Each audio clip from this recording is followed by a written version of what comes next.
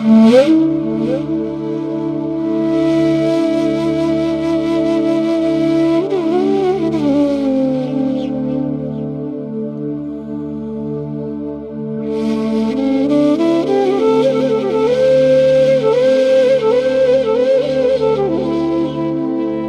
यौवन। वृक्षमा पुराना पात छ र नयाँ पात पलाएका थिए। सालका सेता फुलहरूले वनलाई सुगन्धित तुल्याएका थिए। सूर्यका किरणमा प्रखरता आउन बाँकी नै थियो। विशाल सालघारीमा सुकेका पात माथि मानिस हिँडेको आवाज आइरहेको थियो। एउटा ठुलो धमिराको गोलो नजिकै उभिएका तरुण तरुणी त्यसलाई एकटकसँग निहालिरहेका थिए। तरुणीको रातो गोरो मुखमा घुम्रिएका नीला केश राशि बेपरवाहीसँग छरिएर उसको सौन्दर्य अभिव्यक्ति गरिरहेका थिए। तरुणले आफ्नो बलियो हात तरुणीका काँधमा राखेर भन्यो, मल्लिका, यस धमिराका गोलालाई किन यसरी हेरेकी? हेर त, यो 2 हात जति लामो छ। हो, यो सामान्य धमिराको गोलोभन्दा ठुलो छ, तर यसभन्दा पनि ठुला धमिराका गोला हुन्छन्। तिमीलाई के लाग्छ? के साँच्चै पानी पर्दा यसबाट आगो र धुवाँ निस्कन्छ? होइन, सायद त्यो दन्त्यकथा हुन सक्छ, तर यी कमिला जस्ता ससाना र ती भन्दा पनि साना राता मुख भएका सेता किराले यति ठुलो गोलो घर चाहिँ कसरी बनाउँछन् होला? मानिसले बनाएका महललाई यदि उसको शरीरसँग नापेर हेर्ने हो भने ती यसै गरी कति गुणा ठुला देखिन्छन्। यो धमिराको काम मात्र होइन, यो त लाखौं धमिराले मिलेर बनाएका छन्। मानिसहरू पनि यसै गरी मिलेर काम गर्छन्। त्यसैले त म पनि यसलाई उत्सुकतापूर्वक हेरिरहेकी थिएँ। आपसमा यिनीहरूको कत्रो मेलमिलाप छ। यिनलाई अति क्षुद्र प्राणी मानिन्छ, तर लाखौंको संख्या एकै ठाउँमा मिलेर बस्छन् अनि यति ठुल्ठुला प्रसादहरू बनाउँछन्। हाम्रा मल्लहरूले यी धमिराबाट शिक्षा नलिएको देख्दा निकै दुःख लाग्छ। मानिसहरू पनि मिलेर बस्न कोही भन्दा कम छैनन्। मानिस सर्वश्रेष्ठ प्राणी बनेकै मेलमिलापले हो। त्यसैले त उसले यति ठुला नगर, गाउँ र बस्ती बसाउन सकेको हो। उसका पानी जहाजहरू अपार सागरलाई छिचोलेर एउटा द्वीपबाट अर्को द्वीपमा पुग्दै सम्पत्ति बटुल्छन्। त्यसैले त मानिसका अगाडि हात्ती, गैंडा र सिंह समेत नतमस्तक हुन्छन्। तर उसको ईर्ष्या, यदि यो ईर्ष्या नभइदिएको भए कति राम्रो हुन्थ्यो। मलाई मल्लहरूका ईर्ष्याको सम्झना हुन्छ। हो, तिनीहरू किन तिम्रो ईर्ष्या गर्छन्? मैले कहिले तिमीले कसैको निन्दा अपकार गरेको देखेको र सुनेको छैन। बरु तिम्रो मिठो व्यवहारले दास र कामदारहरू पनि कति खुसी हुन्छन्, यो त सबैलाई थाहै छ। तर पनि कति सम्भ्रान्त मल्लहरू तिम्रो डाहा गर्छन्, किनकि तिनीहरू मलाई सर्वप्रिय हुँदै गरेको देख्छन् र गणमा सर्वप्रियसँग डाहा गर्नेहरू धेरै भेटिन्छन्। गणमा सर्वप्रियताबाट नै पुरुषहरू गण प्रमुख छानिन्छन् नि त। तर उनीहरू त तिम्रा गुण देखेर झन् खुसी हुनु पर्थ्यो। मल्लहरूमा कसैले पनि तक्षशिलामा यत्रो सम्मान पाएको सुनिएको थिएन। के राजा पर्सेनजितले कोशलबाट तिमीलाई बोलाउन चिठी लेखै छन् भन्ने उनीहरूलाई थाहा छैन? हामीले 10 वर्षसम्म तक्षशिलामा सँगै बसेर पढेका हौँ। उनलाई मेरो गुणका बारेमा राम्ररी थाहा छ। कुशीनाराका मल्लहरूलाई तिम्रा गुण थाहा छैन भन्ने त मलाई लाग्दैन। जति बेला महालिच्छिवी यहाँ आएर तिमीसँगै बसे, त्यति बेला उनीले गरेको तिम्रो गुणहरूको बखान धेरै कुशीनारावासीले सुनेका थिए। तर मल्लिका, मसँग ईर्ष्या गर्नेहरूको मेरा गुण थाहा पाएरै यसो गर्छन्।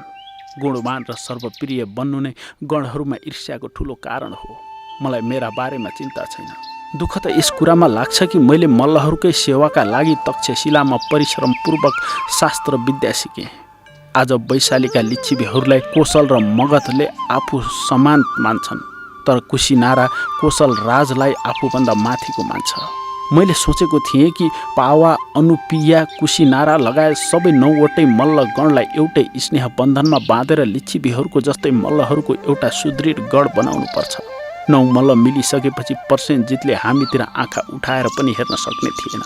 मलाई त्यति चिन्ता छ।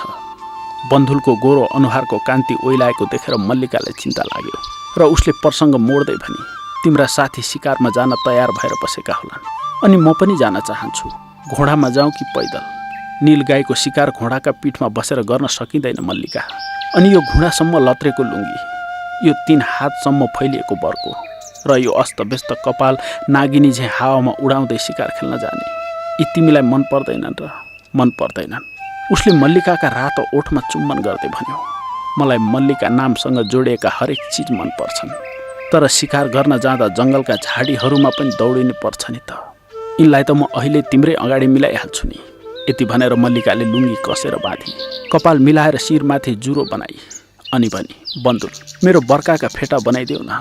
फेटा बाँधेर बन्धुले चोली भित्रबाट उठेका साना बेल जत्रा स्तनहरूमा अर्ध आलिङ्गन गर्दै भन्यो, अनि यी स्तन त सबै मल्ल कुमारीका हुन्छन् नि, तर यी चाहिँ कति सुन्दर नि, त के कसैले यी चोरेर लगिदिन्छ?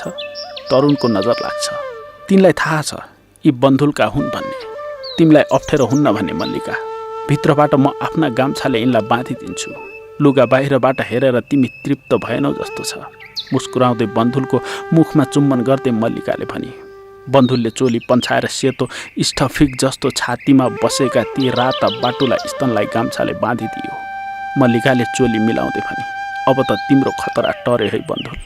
बन्धुललाई आफ्ना चिजहरूप्रतिको खतरा छैन प्रिय। अब दगुर्नु पर्दा यी त्यति धेरै हल्लिँदैनन् नि त। सबै तरुण तरुणीहरू शिकारी भेषमा यही जोडीको प्रतीक्षा गरिरहेका थिए र यो जोडी आइपुग्ने बित्तिकै धनुष खड्ग र भाला लिएर हिँडे। नीलगाईहरूको मध्याह्नको विश्राम स्थल त्यहाँ मध्ये कसैलाई थाहा थियो। उसैको पथ प्रदर्शन अनुसार मानिसहरू हिँड्न थाले। ठुला ठुला रुखका अल्पतृप्त छाया मुनि नीलगाईको एउटा समूह उघ्राइरहेको थियो। समूहको प्रमुख एउटा नीलगाईलाई यताउता हेर्दै चौकीदारी गरिरहेको थियो। मल्लहरू दुई समूहमा बाँडिए। एउटा समूह शस्त्र अस्त्र सम्हालेर एकातिर रुखका आडमा बसे। अर्को समूह पछाडिबाट घेर्नका लागि दुई भागमा बाँडिएर हिँड्न थाले। जहाँ यी दुई समूह भेट्न भनेर जाँदै थिए त्यतैबाट हावा चल्न थालेको थियो। नीलगाई अहिले पनि आफ्नो हरिणको जस्तो सानो पुच्छर हल्लाउँदै थियो। दुई समूहको भेट हुनु अघि नै नीलगाईहरू पनि उठेर नाकाका पुरा फुल्याउँदै कान बङ्ग्याएर अगाडि तेर्स्याउँदै त्यही एउटा दिशातिर मात्रै अस्थिर भएर हेर्न थाले। एकैछिनमा उनीहरूलाई खतराको अनुभव भयो र नीलगाईका पछि पछि हावा आएतिर तिनीहरू दगुर्न थाले। अहिलेसम्म खतरालाई उनीहरूले आफ्नै आँखाले देखेका थिएनन्, त्यसैले उनीहरू बीचबीचमा उभिएर पछाडि पनि हेर्ने गर्थे। रुखका आडमा लुकेका शिकारीहरूका छेउमै आएर फेरि तिनीहरू पछाडि फर्केर हेर्न थाले। त्यति बेला केही धनुषका ताँदाको टङ्कार भयो। नीलगाईका कलेजालाई ताकेर बन्धुलले निशाना लगायो। त्यसैलाई मल्लिका र अरू पनि कतिले लक्ष्य बनाए, तर यदि बन्धुलको बाँड ठाउँमा नलागेको भए शिकार त हात नपर्ने पक्का थियो। नीलगाई त्यही भुतुक्कै भयो। समूहका अरू गाई तितर बितर भएर भाग्न सफल भए। बन्धुलले नजिकै गएर हेर्दा नीलगाईले प्राण त्यागिसकेको थियो। दुईवटा अरू गाईका रगतका थोपा पछ्याउँदै गएका शिकारीले एक कोस टाढा पुगेपछि एउटालाई जमिनमा पछारि रहेको देखे। यस सफलताले गर्दा आजको वनभोज निकै रमाइलो भयो। केही मानिस ठुला दाउरा जोडेर धुवाँ नआउने गरी आगो बाल्न लागे। मल्लहरूले भाँडाकुँडा तयार गरे। केही पुरुषहरूले नीलगाईको छाला काटेर मासुको टुक्रा पार्न थाले। सबैभन्दा पहिला आगामा पोलेको कलेजो र सुराको प्याला मानिसहरूका अगाडि राखियो। बन्धुलका दुवै हात मासु काट्नमा व्यस्त थिए, त्यसैले मल्लिकाले आफ्ना हातले पोलेको मासु उसका मुखमा राखिदिए र सुरा चषक पनि मुखमा लगाइदिए। मासु पाकेर तयार भएकै थिएन कि साँझ परिहाल्यो। ठुल्ठुला मुढाको दन्किएको आगो र भुक्राकै उज्यालोमा मल्लहरूको नाचगान सुरु भयो। कुसिनाराकी सुन्दरतम तरुणी मल्लिकाले शिकारी भेषमा आफ्नो नृत्य कौशल देखाएर सबैलाई चकित तुल्याई। बन्धुलका साथीहरू यस अखिल जम्बुद्वीपका मूल्यकी नारी रत्नको स्वामी भएकामा उसको भाग्यको प्रशंसा गर्न थाले। कुसिनाराका संस्थागारमा आज ठुलो भिड थियो र संस्था गणका सबै सदस्य बैठकभित्र बसेका थिए। कतिपय दर्शक महिला पुरुष भवन बाहिर चौरमा उभिएका थिए। भवनको एकापट्टिको विशेष स्थानमा गणपति बसेका थिए। उनले सदस्यहरूतिर गौर गरेर हेरे अनि उभिएर भने, भन्तेगण, आज जुन कामका लागि हामी यहाँ भेला भएका छौँ त्यो विषय म गणमा प्रस्तुत गर्छु। आयुष्मान बन्धुल तक्षशिलाबाट युद्ध शिक्षा प्राप्त गरेर मल्लहरूको गौरव बढाएर फर्किएका छन्। उनको शस्त्र कुशलताका बारेमा कुसिनारा भन्दा बाहिरका मानिसहरूलाई पनि थाहा छ। उनी यहाँ आएको 4 वर्ष भइसक्यो। मैले गणका सानातिना कामको जिम्मा पनि आफ्नै सोचाइ अनुसार उनलाई दिएको थिएँ। ती कामलाई उनले बडो तत्परतापूर्वक पुरा पनि गरे। अब उनलाई गणको एउटा स्थायी पद उपसेनापतिको जिम्मेवारी दिनु छ। यही आजको मुख्य प्रस्ताव हो। भन्तेगण, सबैले सुनौ। गणले आयुष्मान बन्धुललाई उपसेनापतिको पद दिने निश्चय गरेको छ। जुन आयुष्मानलाई यो प्रस्ताव चित्त बुझेको छ ऊ नबोली बसोस्। चित्त नबुझेकोले मात्र बोल्नुहोला। दोस्रो पटक पनि भन्तेगण, गणले आयुष्मान बन्धुललाई उपसेनापतिको पद दिँदैछ। जुन आयुष्मानलाई स्वीकार छ ऊ नबोली बस्ने र जसलाई यो प्रस्ताव मन परेको छैन उसले मात्र बोल्नुहोला। तेस्रो पटक पनि भन्तेगण, गणले आयुष्मान बन्धुललाई उपसेनापतिको पद दिँदैछ। प्रस्ताव स्वीकार गर्नेहरू चुप लागेर बस्नुहोला। जसलाई यो प्रस्ताव चित्त बुझेको छैन उसले मात्र बोल्नुहोला। त्यति बेलै रोज मल्ल नामका एकजना सदस्य दाहिने कुमबाट ओडेको बर्को पन्छाएर अभिवादन गर्दै सभामा उभियो। गणपतिले भने, आयुष्मान केही बोल्न चाहन्छौ? ठिक छ, बोल। रोज मल्लले भन्यो, भन्तेगण सबैले सुनौ, मलाई आयुष्मान बन्धुलका योग्यतामाथि कुनै किसिमको शङ्का छैन। म विशेष गरी उनलाई उपसेनापति बनाउने खास कारणको विरोध गर्छु। हाम्रा गणको नियम अनुसार कसैलाई उच्च पद दिनु अगाडि उसको परीक्षा लिने गरिन्छ। मलाई लाग्छ आयुष्मान बन्धुलका लागि पनि यो नियम लागू हुनुपर्छ। रोज मल्ल बसेपछि अरू पनि 2-3 जना अरू सदस्यहरूले पनि यही कुरा दोहोऱ्याए। केही सदस्यले परीक्षा आवश्यक छैन भन्ने कुरा पनि राखे। अन्तमा गणपतिले भने, भन्तेगण सुनौ, गणका आयुष्मान बन्धुललाई उपसेनापति बनाउने विषयमा गणमा अलिकति मतभेद देखियो। त्यसैले भोट लिनु जरुरी भएको छ।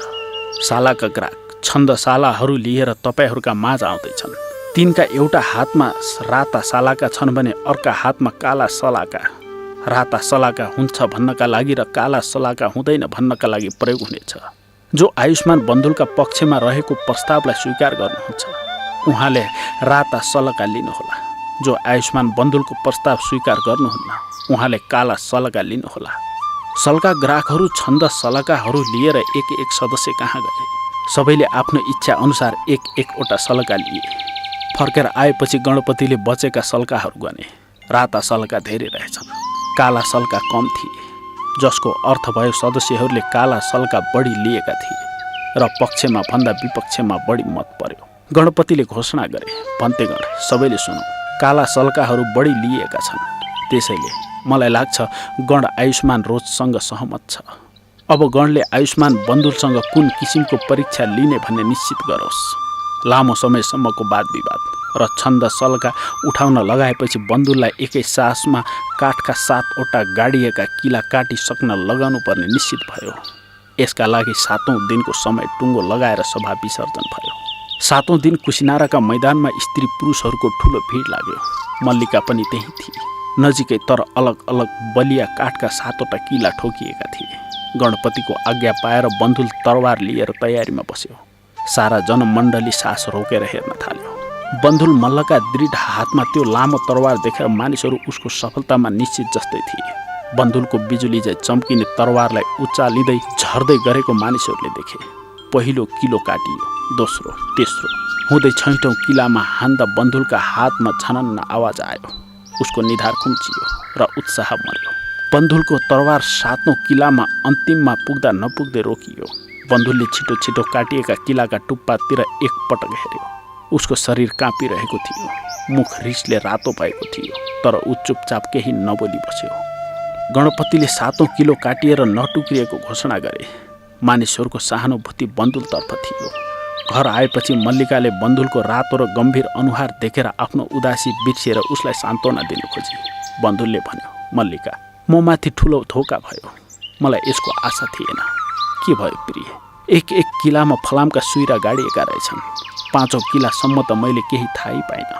6औं किला छिनाउँदा झनन्न आवाज आएको सुनियो। मैले धोका भएको रहेछ भन्ने थाहा पाएँ। यदि त्यो आवाज नसुनिएको भए किला पनि च्वाट्टै हुन्थ्यो। तर फेरि मेरो मन क्षुब्ध भयो। यस्तो धोका, जसले यस्तो गर्यो त्यो त उसको साह्रै निजता हो। कसले गर्यो यो त हामीले थाहा पाउन सक्दैनौँ। रोजसँग मलाई पटक्कै रिस छैन। उसले ठिकै भनेको थियो र गणका अधिकांश सदस्यहरूको उसका विचारमा सहमति पनि थियो। तर कुसिनारामा म प्रति स्नेह राख्नेहरूको यति ठुलो अभाव रहेछ भन्ने कुराले पो मलाई रिस र क्षोभ्य उत्पन्न भइरहेको छ। त्यसो भए बन्धुल मल्ल कुसिनारासँग क्रोधित छ। कुसिनारा त मेरी आमा हुन्, जसले मलाई पालन पोषण गरी हुर्काइन्। तर अब म कुसिनारामा बस्दिनँ। कुसिनारालाई छोडेर जान चाहन्छौ? हो, किनभने कुसिनारालाई बन्धुल मल्लको आवश्यकता रहेनछ। त्यसो भए कहाँ जान्छौ त? मल्लिका, तिमी मलाई साथ दिन्छौ। जिउ तन्काएर बन्धुलले भन्यो। छाया जस्तै भएर मेरा बन्धुल। मल्लिकाले बन्धुलका राता आँखामा चुम्बन गरी अनि तत्कालै उसको रिस पनि हराउँदै गयो। मल्लिका, तिम्रो हात देऊ त। फेरि मल्लिकाका हातलाई आफ्ना हात माथि राखेर बन्धुलले भन्यो, यी तिम्रा हात मेरा लागि शक्तिका स्रोत हुन्। यी हात पाएर बन्धुल जहाँ पनि निर्भय भएर विचरण गर्न सक्छ। त्यसो भए प्रिय, कहिले र कहाँ जाने निदो गर्दैछौ? अलिकति पनि ढिलो नगरी, किनकि किलामा रोपिएका फलामका सुइराका बारेमा गणपतिले थाहा पाउनै आँटेका छन्। त्यसपछि उनले फेरि परीक्षाको दिन तोक्छन्। उनले आग्रह गर्नु अगाडि नै हामीले हिँडिसक्नुपर्छ। अन्यायको परिमार्जन हुन किन नदिने नि? कुसिनाराले मेरा बारेमा सहमति दिइसकेको छ मल्लिके। यहाँ काम छैन, कम्तीमा पनि यति बेला त झनै छैन। कुसिनारालाई जति बेला मेरो आवश्यकता पर्छ त्यति बेला म यहाँ उपस्थित हुनेछु। त्यही राति पोख्न सकिने चिज मात्रै लिएर मल्लिका र बन्धुल कुसिनाराबाट हिँडे। भोलिपल्ट उनीहरू अचिरोबत्ती अवस्थित ब्राह्मणहरूको गाउँ मल्लग्राममा पुगे। मल्लहरूका जनपदमा मल्लग्रामका साङ्खे कृत्य आफ्ना युद्धवीरका लागि प्रख्यात थिए। त्यहाँ बन्धुलका मित्र पनि थिए, तर बन्धुल मित्रहरूसँग भेटघाट गर्न आएको थिएन। ऊ त त्यहाँबाट नाउँ चढेर श्रीवस्त जानका लागि आएको थियो। मल्लग्राममा श्रेष्ठी सुदत्तका मानिसहरू बस्थे र तिनीहरूका माध्यमबाट नाउँहरू सजिलै पाउन सकिन्थ्यो। साङ्ख्यकृत ब्राह्मणहरूले आफ्ना कुल परम्परा अनुसार आफ्ना ढोकामा एउटा गतिलो सुँगुरको पाठो काटे अनि आफ्नै हातले पकाएर बन्धुल मल्ल तथा मल्लिकालाई सन्तृप्त बनाए। श्रीबस्ती राजधानीमा कोशल राज पर्सेनजितले आफ्ना सहपाठी मित्र बन्धुल मल्ललाई जोरदार स्वागत गरे। तक्षशिलामा हुँदै म राजा भएपछि तिमी मेरो सेनापति हुनुपर्छ है भनेर पर्सेनजितले इच्छा प्रकट गरेका थिए। राजा भएपछि पनि कति पटक उनले यस बारेमा बन्धुललाई चिठी लेखेका थिए, तर कोशल काशी जस्ता आफ्ना समयका समृद्ध र विशाल राज्यको सेनापति हुनुभन्दा बन्धुल आफ्नै कुसिनाराकै एक सामान्य गणको उपसेनापति हुन मन पराउँथ्यो। तर अब कुसिनाराले उसलाई त्यागिसकेको थियो। त्यसैले पर्सेनजितले प्रस्ताव गर्दा उसले आफ्ना तर्फबाट शर्त राख्यो। मित्र, म तिम्रा कुरा स्वीकार गर्छु, तर त्यससँगै मेरो पनि शर्त छन्। खुसी साथ भन मित्र बन्धुल, म मल्लपुत्र हुँ। हो, म जान्दछु र मल्लहरूका विरुद्ध जान तिमीलाई म कहिले आज्ञा दिने छैन। बस त्यति हो। मित्र, मल्लहरूसँग हाम्रो जुन सम्बन्ध छ त्यो त्यति मात्रै कायम गर्न चाहन्छु। तिमीलाई थाहा छँदैछ मलाई राज्य विस्तारको चाहना छैन। यदि कुनै कारणवश मैले मल्लहरूको विरोध गर्नु पर्यो भने तिमीलाई आफ्नो पक्ष रोज्ने स्वतन्त्रता हुनेछ। मैले मेरा प्रिय मित्रका लागि गर्नुपर्ने अरू पनि केही छ कि? छैन महाराज, यति नै हो। बन्धुल मल्ल कोशलको सेनापति थियो। पर्सेनजित जस्तो नरम र उत्साहहीन राजाका लागि एउटा यस्तै योग्य सेनापतिको आवश्यकता थियो। वास्तवमा यदि उसले बन्धुल मल्ललाई नपाएको भए सायद मगधहरूले र वत्सहरूले उसका राज्यका कति भाग खोसिसक्ने थिए। श्रीबस्ती पुगेका केही दिनपछि नै मल्लिकामा गर्भलक्षण देखिन थालेको थियो। बन्धुल मल्लले एक दिन सोध्यो, प्रिय, कुनै कुराको इच्छा भए भन। इच्छा त छ प्रिय, तर बडो दुष्कर। बन्धुल मल्लका लागि दुष्कर हुन सक्दैन मल्लिके। भन, इच्छा के छ? अभिषेक पुष्करिणीमा नुहाउने इच्छा छ। मल्लहरूको होइन, वैशालीमा लिच्छिवीहरूको। तिमीले ठिक भन्यो मल्लिके, तिम्रो इच्छा दुष्कर रहेछ, तर बन्धुल मल्लले त्यो पुरा गराएरै छोड्छ। भोलि बिहानै तयार हो, रथमा हामी दुवै जाउँला। अर्को दिन पाथेव लिएर आफ्ना खड्ग धनुष आदिका साथ दुवैजना रथमा सवार भए। टाढाको त्यो लामो बाटो हप्तौँ पार गरेर एक दिन बन्धुलको रथ त्यही द्वारबाट प्रवेश गर्यो जहाँ केही लिच्छिवीहरूको ईर्ष्याले अन्धो भएको उसको सहपाठी महाली अध्यक्ष थियो। एकपटक त बन्धुलाई महालीसँग भेट गरौँ कि भन्ने पनि लागेको थियो, तर फेरि आफ्ना उद्देश्यमा बाधा पर्ने देखेर उसले त्यसलाई भेट्ने इच्छा नै त्यागिदियो। अभिषेक पुष्करिणीका घाटहरूमा पहरा थियो। त्यहाँ लिच्छिवी गणका 979 सदस्यहरूको कुनै रिक्त स्थानमा छानिएपछि मात्रै कुनै लिच्छिवी पुत्रले जीवनमा एकपटक मात्र नुहाउने र अभिषेक लिने सौभाग्य पाउँथ्यो। पहरेदारहरूले रोके, तर बन्धुलले कोर्राले हानेर तिनीहरूलाई लखेट्यो। त्यसपछि मल्लिकालाई स्नान गराएर रथमा चढी तुरुन्तै वैशालीबाट प्रस्थान गर्यो। पहरेदारहरूबाट खबर पाएर 500 रथीहरू बन्धुलका पछाडि दौडे। महालीले यो सुन्यो र उनीहरूलाई रोक्न खोज्यो, तर अभिमानी लिच्छिवीहरू कहाँ मान्थे र। टाढादेखि रथका चक्काको आवाज सुनेर पछाडि हेर्दै मल्लिकेले भनी, प्रिय, रथहरू आउँदैछन्। त्यसो भए प्रिय, जब रथ एउटै रेखामा हुन्छन् त्यति बेला मलाई भन है त।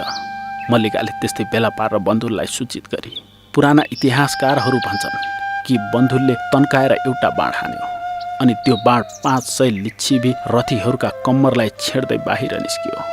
लिच्छिवीहरूले नजिकै पुगेर लडाईँका लागि ललकारे, तर बन्धुलले सहज भावमा भन्यो, म तिमीहरू जस्ता मरेकाहरूसँग लड्दिन। हेर्न, हामी कसरी मरिसक्यौँ, म अर्को बाण खर्च गर्दिन। फर्किएर घर जाओ, प्रिय बन्धुलसँग भेट गर, फेरि कम्मर बन्द पेटी खोल्नु। यति भनेर बन्धुले मल्लिकाका हातबाट लगाम लियो र रथलाई तेजसँग हाँक्यो। रथ छिनभरमै आँखाबाट ओझेल पर्यो। कम्मरमा बाँधेका पेटी खोल्ने बित्तिकै साँच्चै नै 500 लिच्छिबी रथीहरू मरिहाले। श्रीवस्ती त्यति बेला जम्बू द्वीपको सबैभन्दा ठुलो नगर थियो। पर्सेनजितका राज्यमा श्रीवस्तीका अतिरिक्त साकेत अनि वाराणसी अरू 2 ठुला नगरहरू थिए। श्रीवस्तीका सुदत्त र मृगार साकेतमा अर्जुन जस्ता कति करोडपति सेठ काशी कोशल सम्मिलित राज्यमै बसेका थिए, जसका सार्थ जम्बू द्वीपमा मात्र होइन बरु ताम्रलिप्त बाट हुँदै पूर्व समुद्र र भरुकक्ष तथा सुपारक बाट हुँदै पश्चिम समुद्रबाट टाढा टाढासम्मका द्वीपहरूमा जाने गर्थे। ब्राह्मण सामन्तहरू तथा क्षेत्रीय सामन्तहरूका बराबर त उनीहरूको स्थान थिएन, तर पनि यी मानिसहरूको समाजमा माथिल्लो स्थान थियो। धनमा त झन् यिनका अगाडि सामन्त पनि तुच्छ थिए। सुरदत्तले जेत राजकुमारको उद्यान जेतवन सिक्का ओइर्याएर किनेका थिए र गौतम बुद्धका लागि त्यहाँ जेतवन विहार बनाइदिए। मृगारमा छोरा पुण्डवर्धनको विवाहमा राजा पर्सेनजित आफै दलबल सहित साकेत गएका थिए। कन्या पिता अर्जुन श्रेष्ठीका पाहुना भएका थिए। अर्जुनकी छोरी तथा मृगारकी पुत्र बधु दीपशिखाले आफ्नो बाप विशाल 7 तले मठ बनाइन्, जसको नाम पूर्व राम मृगार माता प्रसाद थियो। देश देशान्तरको धन यी श्रेष्ठीहरूसँग सोहोरिएर आउँथ्यो, अनि तिनका अपार सम्पत्तिको त के कुरा गर्नु र। जैवली उद्दालक यज्ञ बलके यज्ञवादलाई गौण अर्थात् दोस्रो स्थान दिँदै वास्तविक मुक्तिका लागि ब्राह्मणवादको दृढ नौकाको निर्माण गरे। जनक जस्ता राजाहरूले ठुल्ठुला पुरस्कार राखेर ब्राह्मण सम्बन्धी शास्त्रार्थ सभाहरू आयोजना गर्न थाले, जसबाट वेद बाहिर निस्केर पनि कल्पना गर्ने बाटो खुल्यो। यो त्यस्तो समय थियो जति बेला देशमा स्वतन्त्र चिन्तनको बाढी नै आएको थियो। विचारक आफ्ना आफ्ना विचारलाई सभाका माध्यमबाट मानिसहरूका बीचमा पुर्याउँथे। कहीँ त्यसको स्वरूप साधारण उपदेशका रूपमा हुन्थ्यो भने कोही बातका आह्वानका घोषणाका रूपमा जम्बूका हाँगा गाड्दै घुम्थे। पर्वारणले 56 पिँढीहरूलाई भड्काउनका लागि वर्म साक्षात्कारका धेरै उपायहरू बताएको थियो, जसमा सन्यास, ध्यान, तप आदि सामेल गराइएका थिए। अब उपनिषदको शिक्षा भन्दा बाहिर रहेका आचार्यहरूले पनि आफ्ना स्वतन्त्र विचारसँग सन्यास र ब्रह्मचार्यमा जोड दिन थालेका थिए। अजित केश कम्बल पुरै भौतिकवादी थिए। भौतिक तत्त्व बाहेक उनी कुनै आत्मा, ईश्वर, भक्ति, नित्य तत्त्व वा स्वर्ग नर्क पुनर्जन्मलाई मान्दैनथे। तर पनि उनी स्वयं गृहस्थ त्यागी ब्रह्मचारी थिए। जुन सामन्तहरूको त्यति बेला शासन थियो, तिनको सहानुभूति पाउन मात्रै होइन, तिनका कोपबाट बच्न पनि आफ्ना विचारलाई धर्मको रूप दिनु जरुरी हुन्थ्यो। लौहित्य ब्राह्मण सामन्त तथा पायसी जस्ता राजन्य सामन्त जडवादी थिए र आफ्ना विचारका लागि जनमानसमा यति प्रसिद्ध थिए कि जडवाद छोड्न पनि उनीहरूलाई लोकराजको डर भयो। तर पनि जडवाद त्यति बेला समाजका लागि खतराको विषय चाहिँ थिएन। भौतिकवादको प्रचार त देखिन्थ्यो, तर ब्राह्मण, क्षेत्रीय सामन्त तथा धन कुबेर व्यापारीहरूको सबैभन्दा बढी आस्था गौतम बुद्धको अनात्मवादतर्फ थियो। कोशलमा झन् बढी नै थियो। यसको विशेष कारण गौतम बुद्ध स्वयं कोशल अन्तर्गतकै शाक्य गणका निवासी थिए। गौतम बुद्ध भौतिकवादीले चाहिँ भन्ने गर्थे, आत्मा, ईश्वर आदि कुनै नित्य वस्तु विश्वमा छैन। सबै वस्तु उत्पन्न हुन्छन् अनि चाँडै नै विलीन पनि हुन्छन्। संसार वस्तुहरूको समूह होइन, बरु यो त घटनाहरूको प्रवाह हो।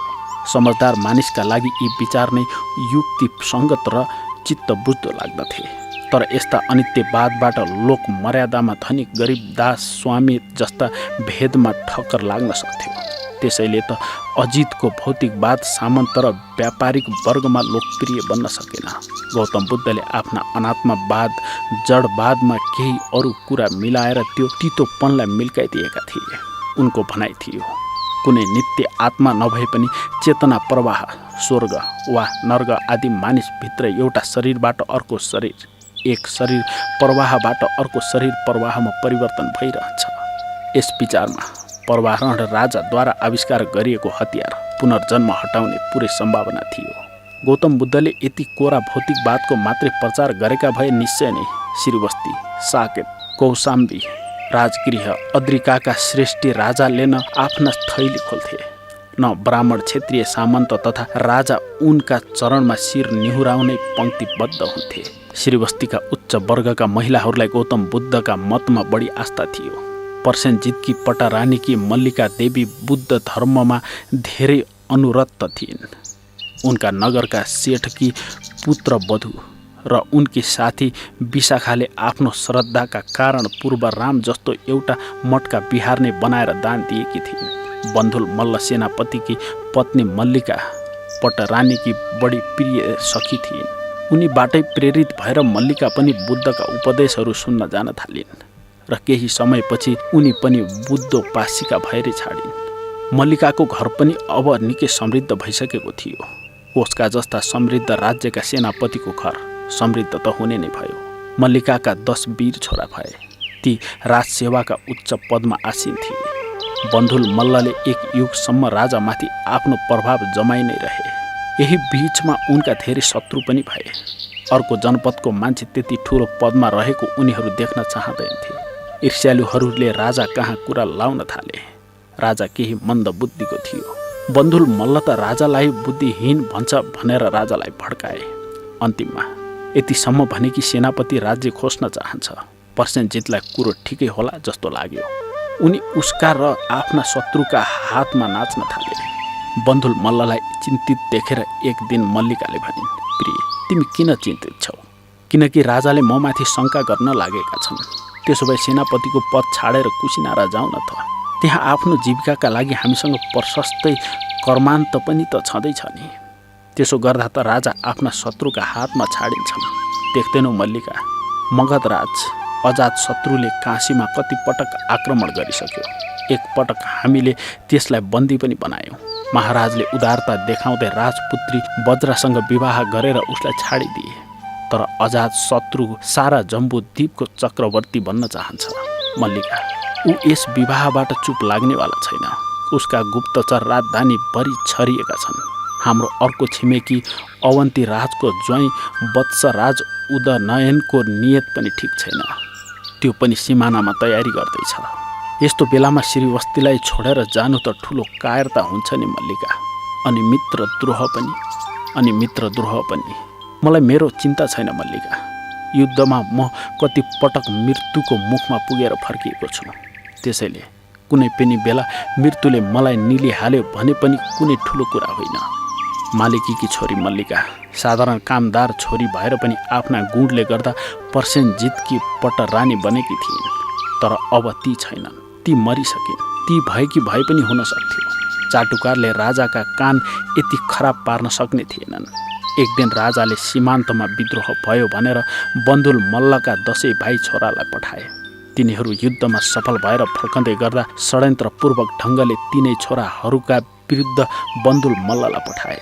परिणामस्वरूप बाबु र 10 भाइ छोरा एकै चिहान भए। जति बेला यस घटनाको बारेमा मल्लिकालाई चिठी आयो, त्यस बेला उनी बुद्ध र उनका भिक्षु सङ्घलाई भोजन गराउँदै थिइन्। उनका 10 ओटी बुहारीहरूले किसिम किसिमका परिकार तयार पारेका थिए। मल्लिकाले चिठी पढिन्। उनको कलेजोमा डढेलो लाग्यो। तर उनले त्यति बेला आफूमाथि यसरी नियन्त्रण गरिन् कि आँखामा आँसु त के, अनुहार मलिन हुन पनि दिइनन्। चिठीलाई आँचलका एउटा कुनामा बाँधेर उनले सबै सङ्घलाई भोजन गराइन्। भोजनपछि बुद्धका उपदेश सुनिन् अनि चिठी पढेर सबैका अगाडि सुनाइन्। बन्धुल परिवारमा वज्र पर्यो। मल्लिकामा प्रशस्तै धैर्य गर्ने शक्ति थियो। तर तरुणी विधवा बुहारीहरूलाई सम्झाउन बुद्धलाई पनि निकै थौथौ पर्यो। समय बित्दै गएपछि राजा पर्सेनजितले साँचो कुरा थाहा पाए। उनलाई ठुलो शोक लाग्यो। तर अब के गर्न सकिन्थ्यो र? पर्सेनजितले आफ्ना मनको सान्त्वनाका लागि बन्धुलका भान्जा दीर्घनारायणलाई आफ्नो सेनापति बनाए। जाडोको समय थियो। कपिलवस्तुका आसपासका खेतहरूमा हराभरा जौँ तथा पहिले फुलेको तोरी ढकमक्क थियो। आज नगरलाई धुमधामसँग सजाइएको थियो। ठाउँ ठाउँमा तोरण र द्वारहरू बनाइएको थियो। संस्थागारलाई विशेष गरी सजाइएको थियो। 3 दिनसम्मको कठोर परिश्रमपछि एक दिन फुर्सद पाएर केही दासहरू कुनै घरका कुनामा बसेका थिए। कागले भन्यो, हामी दासहरूको पनि कुनै जुनी हो र? बरु पशु नै भएर जन्मिएका भए पनि हुन्थ्यो। हामीलाई मान्छे हौँ जस्तो त लाग्ने थिएन। ठिक भन्यो काग। हिजो मेरो मालिक दण्ड पाण्डीले फलाम तताएर मेरी स्वास्नीलाई डामिदियो। किन नि बाजे, किनकि यिनलाई कसले सोध्ने? यी त दासका लोग्ने स्वास्नीको सम्बन्ध पनि स्वीकार गर्दैनन्। त्यसमाथि पनि यो दण्ड पाण्डे आफूलाई जैन हुँ भन्छ, जो निगण्ठ भूमिका किरा बढार्न मयूरका प्वाँख बोकी बोकी हिँड्छ। कसुरी यति थियो कि लामो समयदेखि बिरामी परेकी छोरी बेहोस भइछ। मेरी स्त्री त्यही कुरा मलाई सुनाउन आएकी थिए। बेचारा छोरी बाँच्दा पनि बाँचिन, ठिकै भयो मरी। बाँचेकी भए पनि संसारमा उसले हाम्रै जस्तो जीवन बाँच्नु पर्थ्यो। साँच्चै हो का, हामी दासहरूको कुनै जीवन छैन। यति मात्रै होइन, हाम्रो कसाई स्वामी भन्दैछ कि यो चहल पहल सकिएपछि ऊ मेरी स्वास्नीलाई बेचिदिन्छ अरे। अनि त्यस कसाई दण्ड पाँडेलाई तातो फलामले डाम्दा पनि सन्तोष भएनछ बाजे। ऊ भन्छ अब 12 वर्षपछि त्यस बच्चीलाई बेचेर उसले 50 असर्फी पाउँथ्यो। मानौ हामीले जानी जानी त्यसको 50 असर्फी बर्बाद बनाइदिए जस्तो। अनि मानौ हामी दासहरूसँग आमा बाबुको हृदय नै नभए जस्तो। तेस्रो वृद्ध दासले बिचमै भन्यो, अनि यो पनि एउटी दासीकै छोरो हो, जसको स्वागतका लागि यत्रो तयारी गर्दैछ। को हो बाजे? त्यही कौशल राजकुमार। दासीको छोरो? महानाम साक्यकी त्यस बुढी दासीलाई चिन्दैनौ? हामी जस्ती काली छैन, कुनै साक्यकी प्रियबाट जन्मेकी होली। दासीहरूमा त्यस्ताको के कमी छ र बाजे?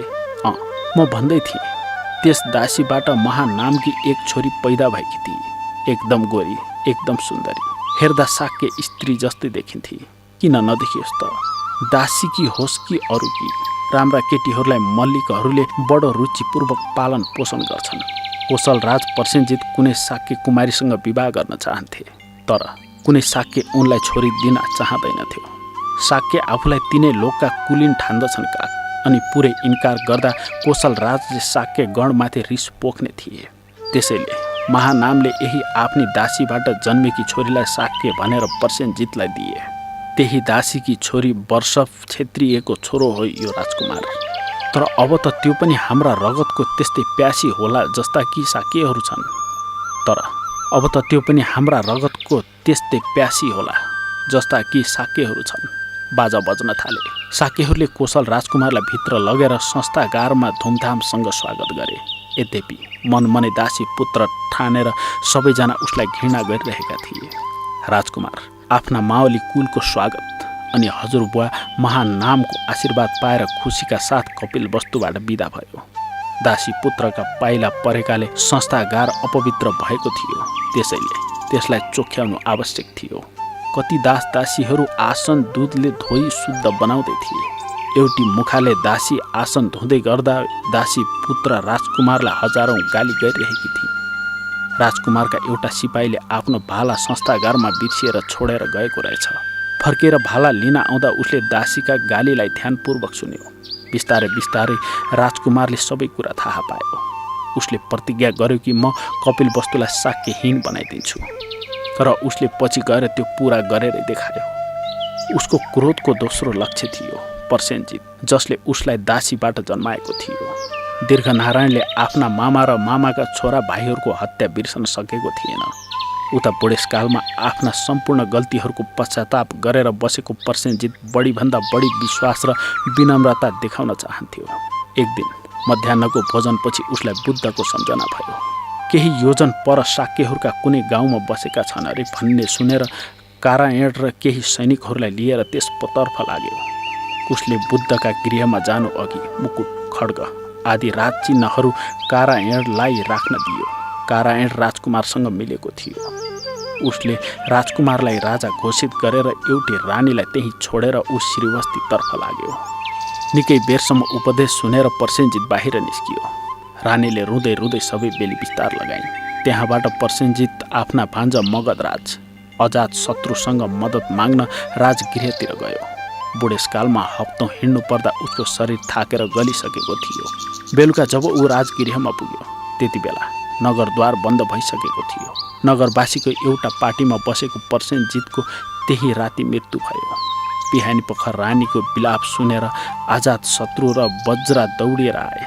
तर त्यस लासलाई राजसी ठाउँबाट जलाउने बाहेक उनीहरू किनै पो गर्न सक्थे र? यो बन्धुलका रगतको बदला थियो। दासताको दुष्कर्मको यो एउटा परिणाम थियो।